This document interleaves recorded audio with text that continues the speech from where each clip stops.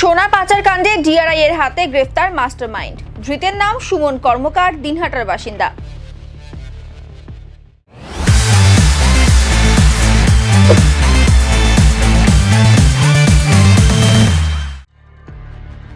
গত 10ই এপ্রিল গোপন সূত্রে খবরের ভিত্তিতে অভিযান চালিয়ে শালবাড়ি ও জলপাই মোড় থেকে সোনার বিস্কুট সহ 3 জনকে গ্রেফতার করে ডিআরআই।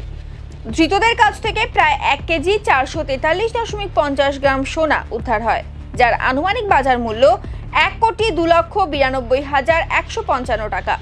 পাশাপাশি নগদ 81,50,000 টাকাও উদ্ধার হয় ধৃতদের কাছ থেকে। ধৃতদের জিজ্ঞাসাবাদের দরুন ডিআরআই জানতে পারে যে ভারত বাংলাদেশ বর্ডার থেকে কোচবিহার হয়ে শিলিগুড়িতে নিয়ে আসা হচ্ছিল এই সোনা, যার মাস্টারমাইন্ড দিনহাটার সোনা ব্যবসায়ী সুমন কর্মকার। বুধবার গ্রেফতার করা হয় সুমন কর্মকারকে। আজ ধৃতকে শিলিগুড়ি আদালতে তোলা হয়।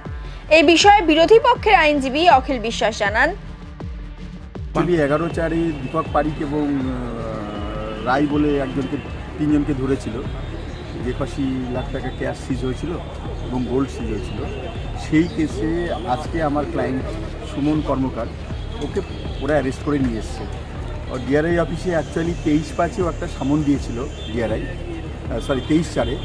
তো তখনও অসুস্থ ছিল, একটা মেডিকেল চেয়েছিল এবং মেডিকেলে বলেছিল যে আমি সুস্থ হলে যাব। তারপরেও চিঠি দিয়েছে আমি সুস্থ হয়েছি, যে আমার যদি দরকার পড়ে আমাকে সামন দিলে আমি যাব।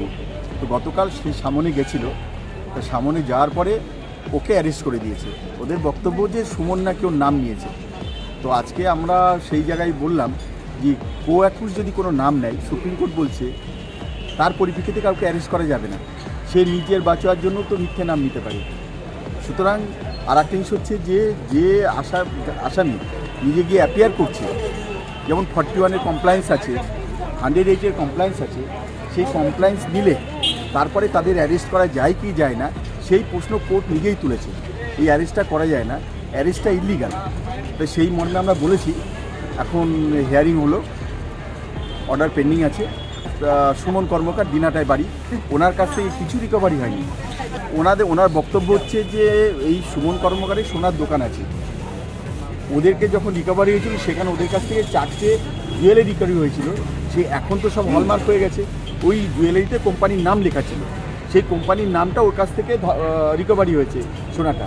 কিন্তু আজকে আমরা সেই বিলও প্লেস করলাম। আমরা জিএসটি বিল দিয়ে, আমাদের সোনার দোকান আছে, আমাদের থেকে যে কেউ কিনতে পারে, আমাদের থেকে কিনেছে। এবং সেই কেনার জন্য আমার থেকে কিনে বাকি সে কী করছে, আমার তো রেসপন্সিবল কিছু না। আমি তো লিগালি জিএসটি বিল দিয়ে সেটা সেল করেছি। এবং সেল করার পরে যদি সেই সোনারটা কোনো চোর, ডাকাত বা স্মাগলার কারোর কাছে পাওয়া যায়, তাই বলে আমাকে অ্যারেস্ট করে নেওয়া হবে, এটা আইনি অ্যাকসেপ্টেবিলিটি নেই।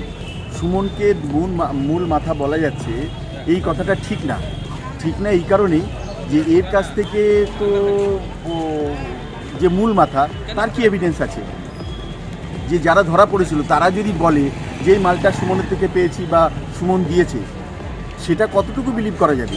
আমি তো ওই দুজনের কাউকে চিনি না, বা তাদের সঙ্গে আমি যে চিনি তার লিঙ্ক আছে এমন কোনো এভিডেন্সও ডিআরআই তারা ধরা পড়েছিল। তারা বাঁচার জন্য তো মিথ্যে কথা বলতে পারে, আমার নাম নিতে পারে, তাহলে তার জন্য আমি আসামি হয়ে যাব, এটা তো ঠিক না। আজকে ওকে প্রোডাকশন করেছে কোর্টে,